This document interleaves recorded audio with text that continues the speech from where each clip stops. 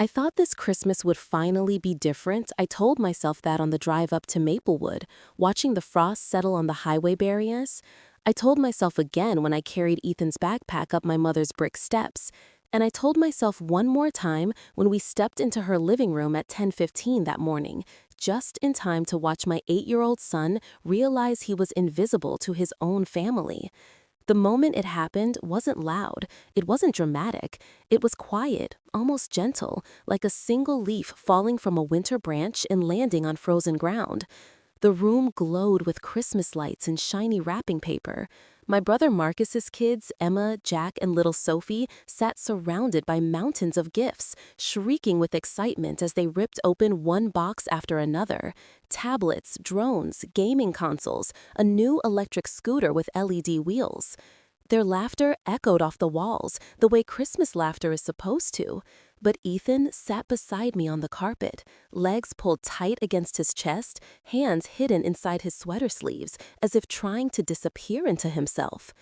Every time a gift was passed around, he leaned forward, just slightly, hope flickering across his face like a flame running out of oxygen. And every time, the name on the tag was not his.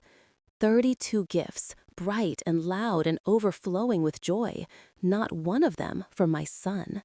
And that was the moment in that glittering, decorated room that something inside me cracked clean through. My mother Helen floated from grandchild to grandchild as if starring in her own holiday movie. She wore a cream-colored cardigan, hair styled perfectly, lipstick fresh, holding her phone at just the right angle to capture every delighted reaction from Marcus's children. Emma, sweetie, hold it up higher. Yes, perfect.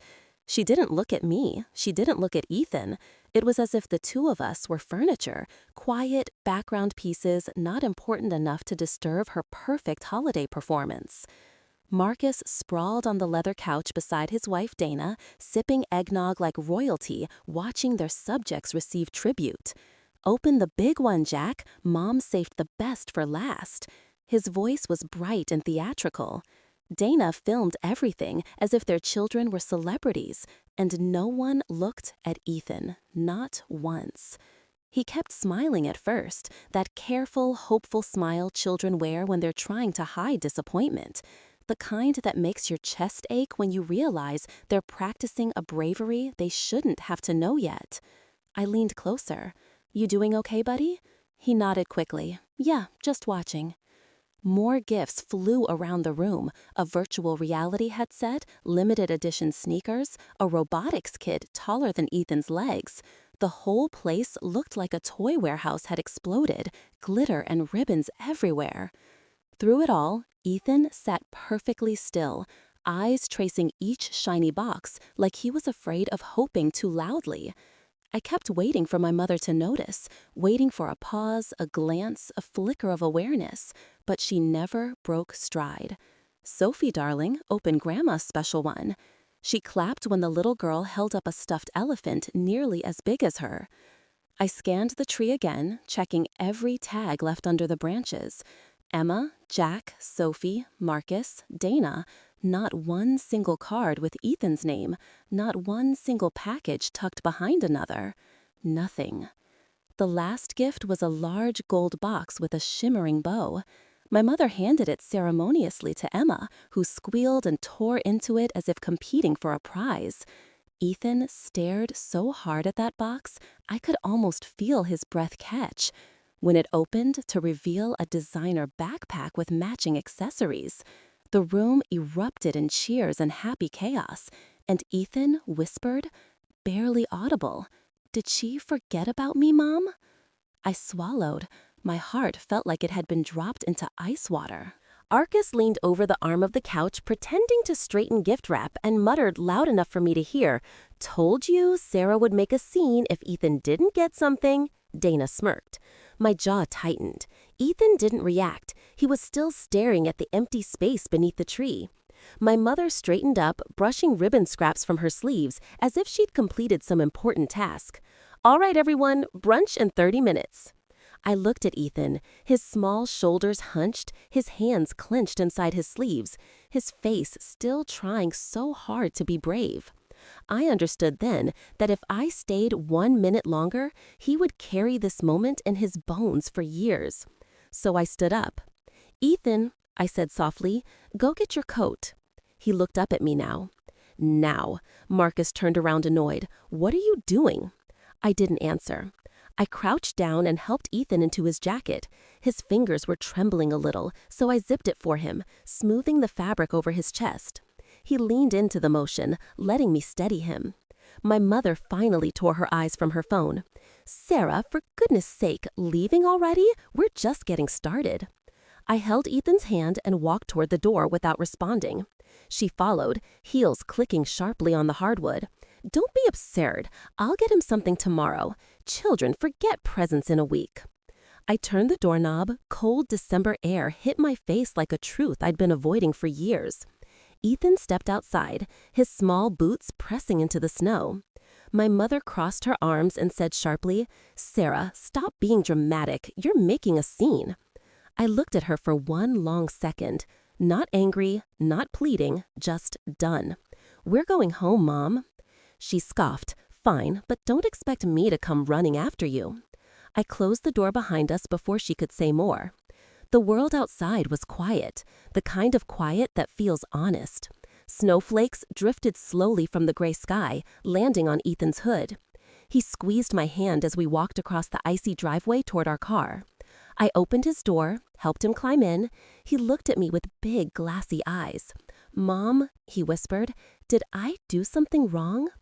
I brushed his hair back gently. "You didn't do anything wrong, not a single thing." Snowflakes landed on my scarf, melting instantly. Inside the house behind us, laughter still echoed, big, bright, careless laughter that didn't include us. I started the car. Ethan turned his face toward the window, watching the world blur white as we drove away. Not crying, not complaining, just silent. And that silence told me something I would never forget. I wasn't leaving out of anger. I was leaving because my son deserved a world where love didn't have conditions. As we drove down the hill away from my mother's house, I realized this Christmas morning would be the last time we ever stepped inside that home as a family. I didn't slam the door. I didn't yell. I didn't create a scene. I simply walked away. And somewhere between the snow-covered pines and the long, empty road home, a cold, steady truth settled into my chest. I wasn't done walking away. This was only the first step. I didn't speak for most of the drive home, not because I didn't have words, but because every thought I had came out sharp enough to cut skin. The windshield wipers pushed snow off the glass in long, slow strokes. The quiet rhythm felt steadier than anything inside me. Ethan sat in the back seat, leaning his forehead against the window, watching the blur of pine trees slip by.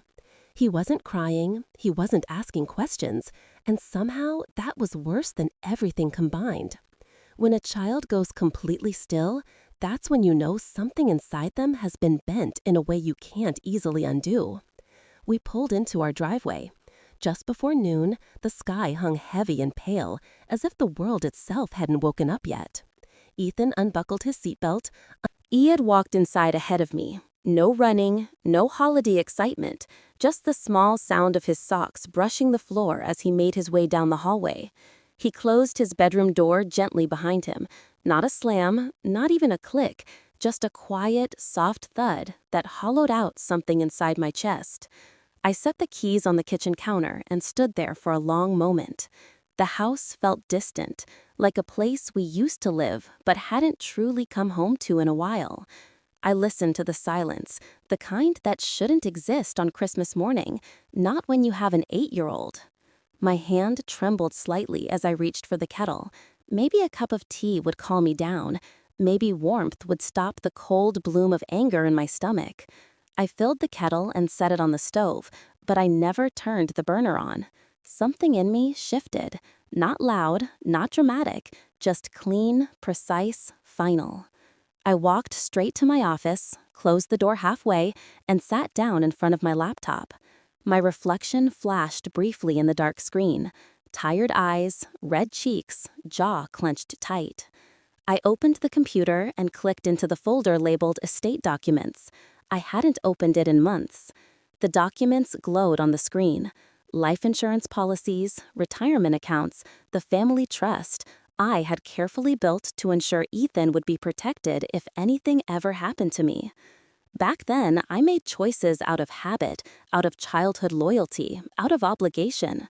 My mother, Helen Patterson, beneficiary.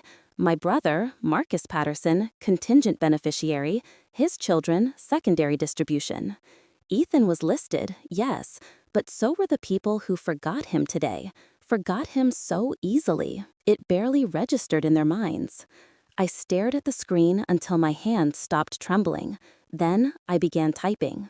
Effective immediately, I am removing Helen Patterson and Marcus Patterson as beneficiaries from all accounts and policies under my name. I typed it slowly, deliberately, line by line, word by word, like I was stitching something closed. I adjusted the distribution. Primary beneficiary, Ethan Patterson, 80%. Secondary beneficiary, Children's Help Foundation, 20%.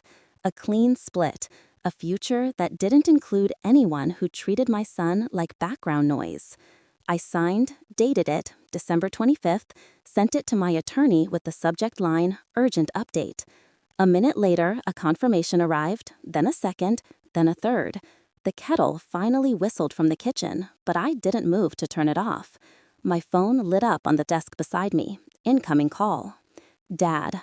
I stared at the screen for 4 rings before answering. Hey, he said immediately. Not Merry Christmas, not how's Ethan. He went straight to what he wanted. Listen, my car needs new brakes. The shop quoted me $2,800. Can you help me out until next month? I closed my eyes. He had borrowed money from me for 6 straight years. Car repairs, medical bills, overdue rent, unexpected emergencies. Every time the same promise, I'll pay you back. Not once had a dollar returned. No, I said. Scoff. What do you mean, no? I mean, no, I can't help anymore. You're just upset about this morning. I'm done, I said. Done paying to be everyone's backup plan while my son gets treated like he doesn't exist. My father inhaled sharply. Kids forget presents in a week. You're blowing this way out of proportion. I hung up before he could finish. The kettle screamed, louder, loud enough to shake the walls. I walked to the kitchen, turned it off, and just stood there, hands braced against the counter. My phone buzzed again. I didn't look at it. By 6 that evening, I had 28 unread texts and 43 missed calls. Marcus, Helen, Dad, Dana, even numbers I didn't recognize. I didn't listen to a single voicemail. When the clock hit 7, I finally walked down the hallway to Ethan's. The door was cracked open slightly. I pushed it gently and found him sitting cross-legged on the floor, drawing a picture of a rocket ship, bold red and silver colors. Hey, buddy, I said softly. He didn't look up right away, but when he did, his eyes were calm, too calm. Are we going back to Grandma's? He asked. No, I said, not for a while. He nodded, not relieved, not upset, just accepting, as if he'd already known the answer. He went back to drawing, staying carefully inside the lines. I watched him for a long moment, feeling both proud and heartbroken. When he finished the page, he held it up. Do you like it? It's perfect, I whispered. He smiled just a little, then put the drawing aside and climbed onto his bed, pulling his blanket up to his chin, eyes drifting toward the window like he was still watching snow fall on a world that had forgotten him. I sat beside him, brushing his hair back. Merry Christmas, Ethan, I said. He whispered, Merry Christmas, Mom. I waited until his breathing steadied and he slipped into sleep. Then I rose quietly, turned off his light, and closed the door. The house was silent again, but this time it didn't hurt. It felt like a border closing, a choice being made, a line I should have drawn years ago. Back in my office, I opened my email. My financial advisor had responded. All beneficiary changes have been updated, effective immediately. I leaned back in my chair, exhaling slowly. They had forgotten my son, but I would not forget a single thing they had done. And if they wanted to call it dramatic, ungrateful, selfish, fine, let them talk. While they made excuses, I made decisions. While they wrapped gifts for children who weren't mine, I rewrote my son's future. And on the night of December 25th, with snow dusting the world outside and my son sleeping peacefully for the first time in weeks, I made myself one quiet promise.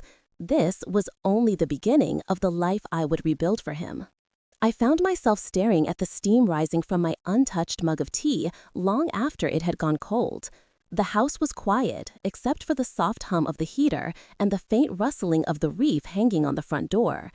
Ethan had fallen asleep on the couch, curled up on his side, one hand tucked under his cheek and the other wrapped around his worn dinosaur plushie. He looked peaceful, but only because exhaustion had carried him there. The day had taken something from him, something I wasn't going to let anyone steal again. My phone buzzed on the counter. Another missed call, then another. I didn't even bother checking the number. I wasn't answering. Not tonight, not anymore. I carried the cold tea to the sink, set the mug down, and stood there breathing in the silence. It was a different kind of silence than the one at my mother's house. This one wasn't empty. It was a pause, a reset, a moment between who I had been and who I was about to become. The letters started arriving 3 days later. The first one showed up on a Thursday morning, slipped halfway under the front door like something that didn't want to be found but needed to be. A pastel envelope, the kind you find in the bargain section of the pharmacy greeting card aisle. My mother's handwriting, looping, dramatic, unmistakable, curled across the front. I didn't open it, not right away. Ethan was in the living room, arranging his glow-in-the-dark planets into a pattern only he understood. He hummed quietly to himself, the kind of absent sound he only made when he felt safe. I didn't want to break that moment, so I slid the envelope onto the counter and poured him cereal instead. He looked up at the sound of the box. Hitting the table, "Mom, someone sent a letter. Just something from Grandma," I said lightly. "We'll look at it later." He didn't ask more. He'd already learned that letters from my mother were never simple. For school, I stood alone in the kitchen staring at the envelope for a long moment before finally tearing it open. The paper inside smelled faintly of my mother's perfume, floral and sharp.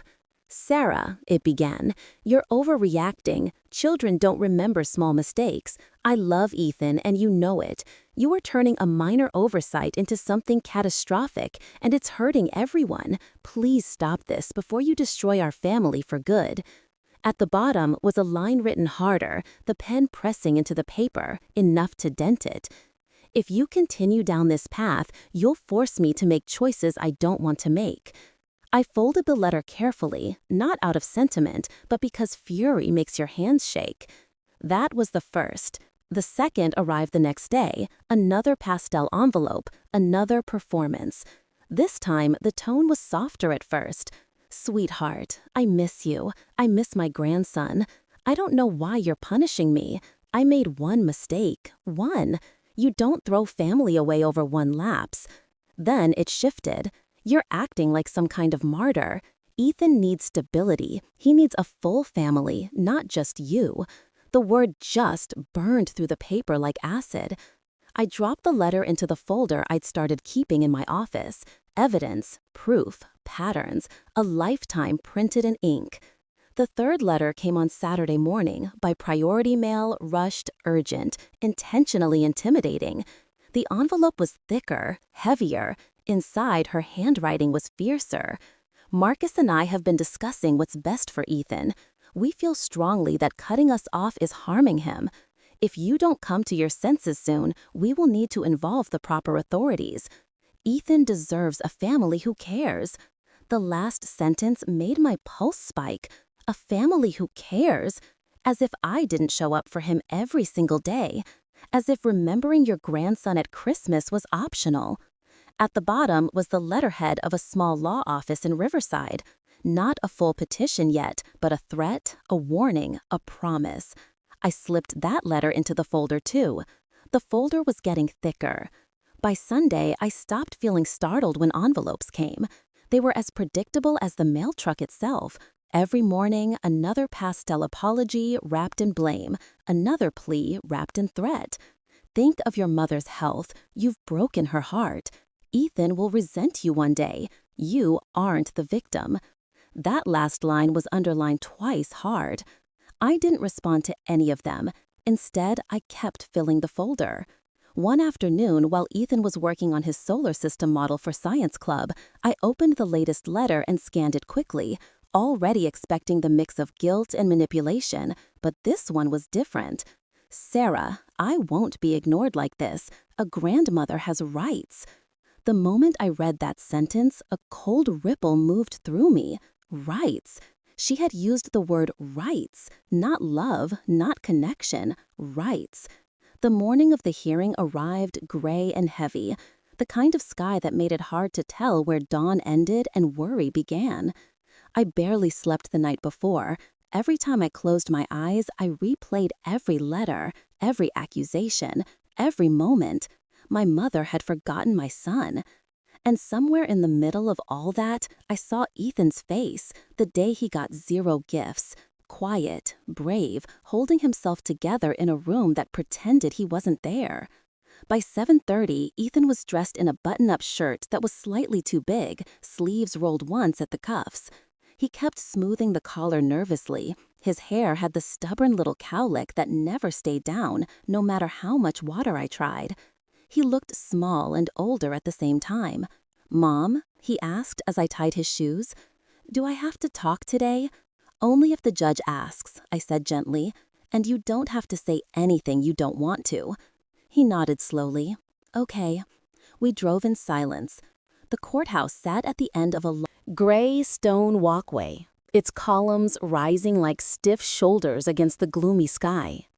I held Ethan's hand the whole way, and his palm was warm, his fingers tight around mine. We found our courtroom, Family Court Hearing Room B. My attorney, Margaret Chen, was already there, seated at the table with a binder thick enough to be a textbook. She stood when she saw us. "Hey, Ethan," she said softly. "You look very handsome today." He gave a shy smile and pressed closer to my side. "We're ready," I told her. "I know," she said quietly, "and you're going to be okay. The evidence is clear." Her confidence steadied me more than she realized. When the door on the opposite side opened, my stomach tightened. My mother walked in, wearing a navy suit she'd probably bought just for this. Her hair was perfectly styled, her makeup carefully done, her expression full of wounded dignity. Behind her came Marcus, arms folded, jaw clenched, and his wife trailing like a shadow. My father was there too, which surprised me. He hovered awkwardly in the back, hands shoved in his coat pockets, eyes flicking from me to Ethan without settling. My mother's lawyer, a man in his 50s with sharp glasses, nodded politely at Margaret before taking his seat. Then the bailiff announced, "All rise." The judge entered, Judge Morrison, a woman with silver hair pulled into a low twist and calm eyes that missed nothing. She sat, scanned the courtroom, then spoke. "We are here to address the petition filed by Miss Helen Patterson regarding visitation rights for the minor child, Ethan Patterson. Let's begin." My mother's attorney stood. "Your Honor, my client has been unfairly and abruptly cut off from her grandson. She believes this estrangement is harmful to the child and wishes to reestablish a meaningful connection." He spoke as if reading from a script, each sentence polished and sanitized. He gestured toward my mother. She dabbed theatrically at her eye with a tissue. "She made one mistake on Christmas," the attorney continued, "a minor oversight. And since then, the respondent has withheld the child entirely, causing emotional distress to both parties." Judge Morrison turned her eyes toward my mother. "Miss Patterson, do you wish to add anything?" My mother took a breath, voice trembling. "I love my grandson," she said. "I've always loved him. I just want to be part of his life. This has all been blown out of proportion." Marcus leaned forward. "She's been suffering, Your Honor. It's cruel what Sarah has done." The judge raised a hand. Only those recognized may speak. Marcus sank back, scowling. Then it was Margaret's turn. She rose slowly, pressing a button on the monitor behind her. "Before I begin, I'd like to play a video for the court. The Christmas video."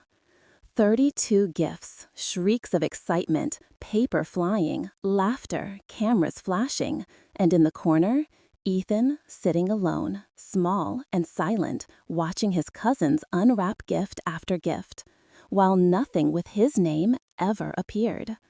The room was so quiet, you could hear the soft hum of the monitor.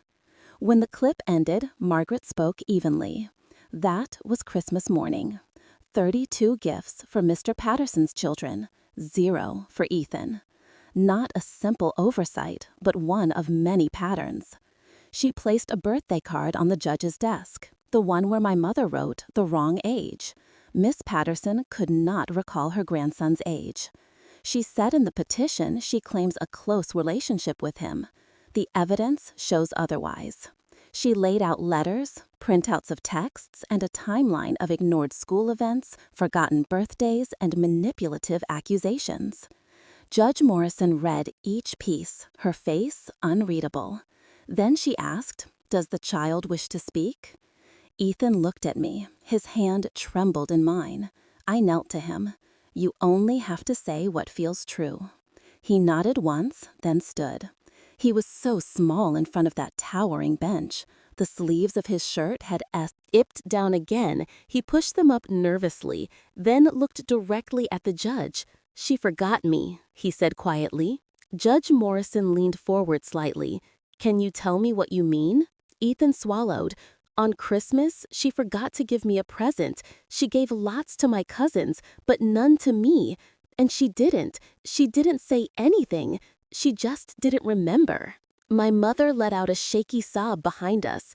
Ethan continued, "Small but steady. My mom shows up for me. My grandma doesn't. I don't want to see her." He sat back down beside me and immediately leaned into my arm. I wrapped it around him, feeling his heartbeat quick and fluttering. Judge Morrison lifted her gaze to my mother. "Miss Patterson, when is your grandson's birthday?" My mother froze, eyes darting. "April, the 20th?" she guessed weakly. Judge Morrison shook her head. "Incorrect. And how old will he be turning?"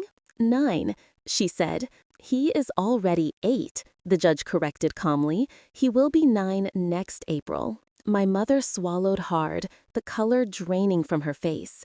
Judge Morrison exhaled. "I have heard enough." She shuffled papers, then looked directly at my mother. "This court finds insufficient evidence of a meaningful existing relationship between petitioner and the child.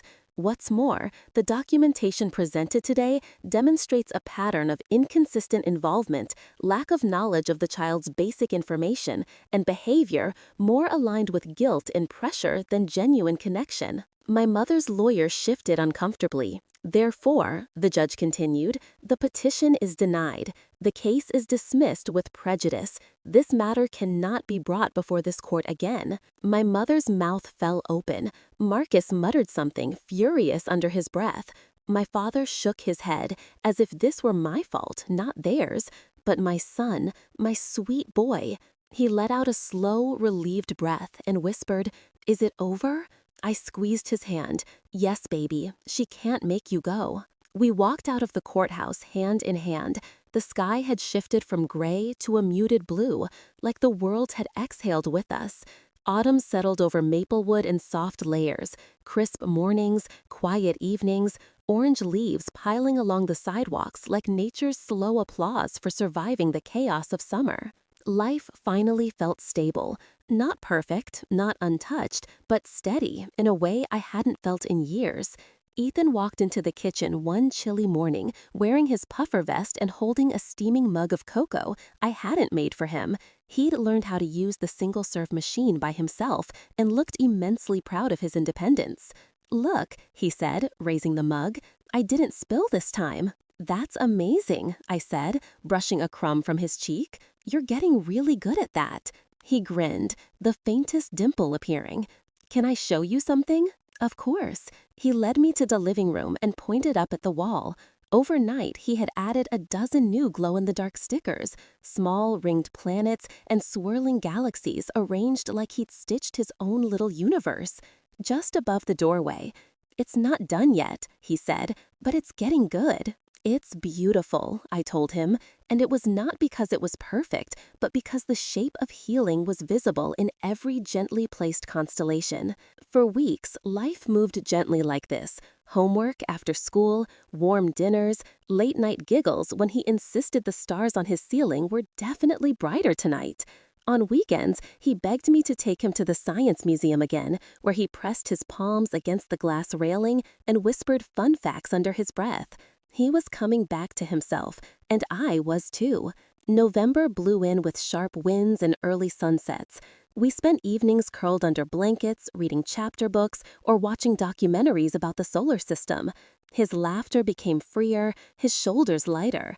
By the time December arrived, we found ourselves decorating our Christmas tree in pajamas, homemade cocoa simmering on the stove, holiday music humming low. It was just the two of us. No chaos, no forced small talk, no pretending. Every ornament had a story. Every light felt like a choice. Every moment felt like a second chance on Christmas morning. Ethan opened his gifts slowly, savoring each one. A science kit, a new telescope, a Lego rocket, a set of warm gloves he actually liked. Not mountains of gifts, not 32 boxes piled high, just things chosen with love. He held up the telescope and whispered, "This might be my favorite Christmas ever." "You say that every year," I teased. "That's because every year keeps getting better." Later that afternoon, after he'd spent an hour studying the pattern of frost on his window through the telescope, I walked out to check the mailbox. A single envelope sat inside, cream paper, my mother's handwriting looping across the front. I held it for a moment, feeling its weight. Then I took it inside, sat on the couch, and opened it carefully. "Sarah," it began, "I saw Ethan at your aunt's last month. I didn't know he was there. I only saw him through the window. He looks so big now, so grown." My breath hitched. "I want you to know I won't fight you anymore. I know I won't get the chance to make things right. That's because of choices I made, not choices you made. I hurt you, I hurt him. I chose what was easier, not what was right. I thought love was the same for every child, but I was wrong." She signed the letter simply, Helen, not Mom, just Helen. It felt more honest that way. I folded the letter and placed it gently in the drawer with the others, kept not out of sentiment, but out of a desire to understand the story that shaped us. Later that night, Ethan padded into my room with a sheet of paper. "Can you read this?" he asked. It was an essay from school, titled, "What Family Means." Family isn't who you're born to. Family is who shows up. My grandmother forgot me, my mom remembered me. My Aunt Rachel chooses me, my Uncle David includes me. That's my family now. My throat tightened. I kept reading. Sometimes family changes, and that's okay. The people who matter stay. The people who don't, don't. I used to be sad about it, but now I'm glad. I learned the difference. When I looked up, he was studying my face, worried. "Are you upset?" "Why would I be upset?" I whispered. "Because I said Grandma forgot me." "She did forget you," I said softly. "You're telling the truth. Truth doesn't make me upset." His shoulders relaxed. "Okay," he hugged me then, tight, sincere, full of a love that felt bigger than our little living room could hold. Time moved forward, quiet and steady. Ethan turned 9, then 10, then 11. He joined art camp, he joined robotics club. He asked fewer what-if questions and more what's next ones. His world grew brighter, wider, and he stepped into it with a confidence that made me proud every day. Then came the spring day when everything shifted again. We were at a basketball game, our tradition, cheering loudly, eating overpriced popcorn, laughing at the halftime entertainment. We were happy, purely, simply happy. When my phone buzzed, I didn't check it at first. I let the crowd noise swallow the vibration. But when the game paused for a timeout, I glanced at the screen. A message from Aunt Rachel. "I think you should know, your mother passed away this morning." My breath stilled. Ethan nudged me. "Mom, what's wrong?" I looked at him, his bright eyes, his jersey, his face flushed from excitement, and felt nothing. Not anger, not grief, not relief, just a quiet, final understanding. "Nothing important," I whispered. "Watch the game." And he did, cheering his heart out as if life weren't shifting around him. We drove home after the game with the windows cracked open and the city lights reflecting off the windshield. Ethan kicked his feet in the car. We said, excitement as he recapped every shot and every play. I listened, I smiled, I stayed present because the truth was simple. My mother had stopped being my mother long before she died, and the grief I'd carried all my life had already been laid to rest the day I walked out of her house. The next morning, the call came. Marcus, his voice was sharp, brittle. "She's gone," he snapped. "Mom's gone, and you didn't visit, you didn't call, you didn't even try." I held the phone calmly. "We all made our choices." "She died thinking you hated her," Marcus hissed. "I didn't hate her," I said quietly. "I just couldn't let her hurt my son."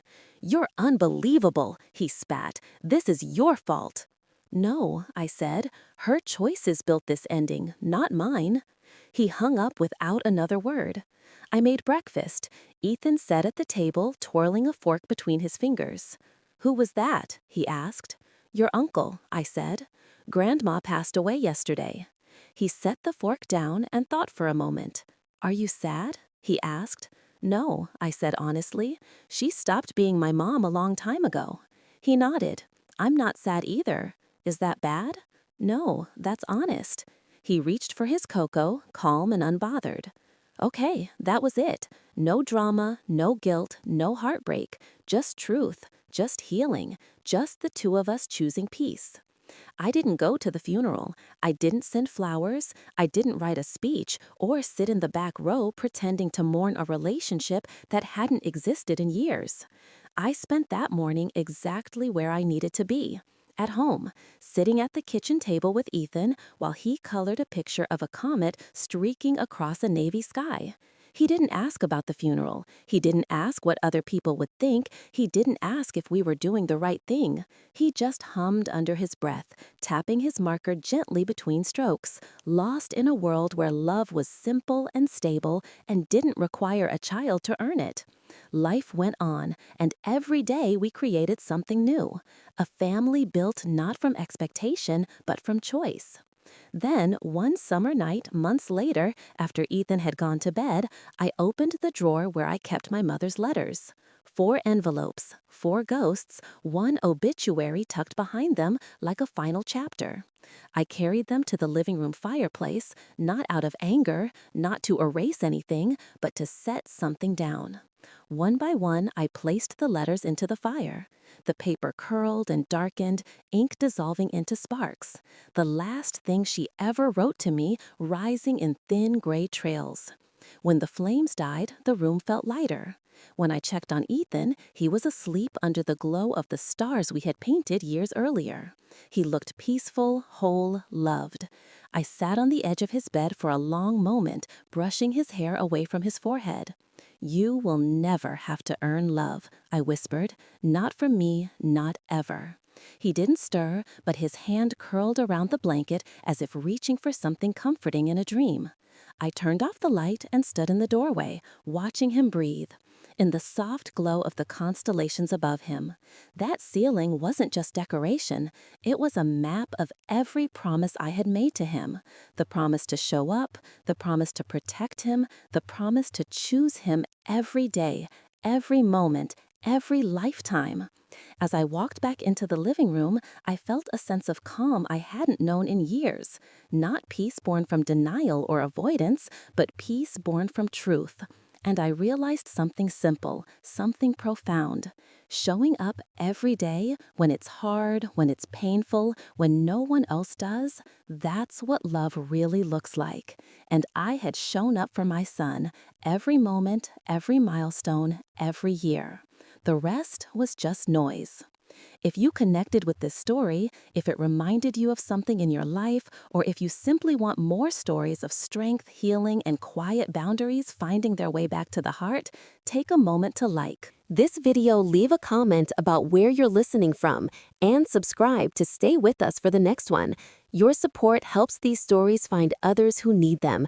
And until the next story, take care of your heart and show up for the people who matter.